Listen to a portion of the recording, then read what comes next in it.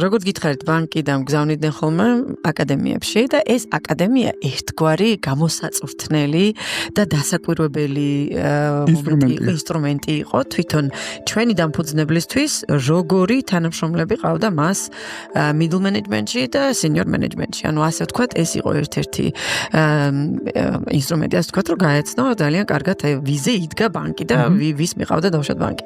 ანუ იქ რომ მიდიოდა ადამიანი, იქ არა მარტო მხოლოდ უნდა ესწავლა, ასე ვთქვათ, უნდა მოქცეულიყო კიდევაც კარგად, რომ რაღაცნაირად და სამაგერად იქ ისეთი ტოპიკები იყო, ისეთი რადიკალურად განსხვავებული ბანკისგან ტოპიკები, რომლებიც გაიძულებდა რომ გამოსულიყავი შენი თამაშის.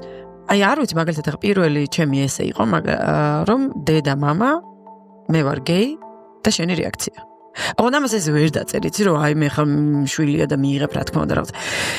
ანუ უნდა დამჯდარიყავი და რეალურად გეფიქრა, რომ შენ ხარ მშობელი და შენი შვილი მოვიდა, ანუ სიტყვით უნდა გაგეანალიზებინა, რას გეუბნება, რომ მე ესე შენ შეგექმნა. და ესე რა თქმა უნდა ვერ იქნებოდა ხუწინადადებიანი, უნდა ყოფილიყო რაღაცა გარკვეული სიტყვების რაოდენობა ქონდა მოცემული. იცი უფრო კარგად გვესმოდა იმის შემდეგ, რომ რაღაცნაირად შენი ყოფითი პრობლემები არ არის ის პრობლემა, რაც დაუშვათ ბიზნესში უნდა მიიტანო. ანუ მაშინ რაღაცნაირად ჩვენ დღემდე ემოციურად გაუზრდელი ვართ, გაუზრდელი ცოტა შეხედა immature. აი შეუმდგარი, ხო, მომწიფებელიერი ვართ, ხო, ანუ ძირითადად უფრო ემოციურად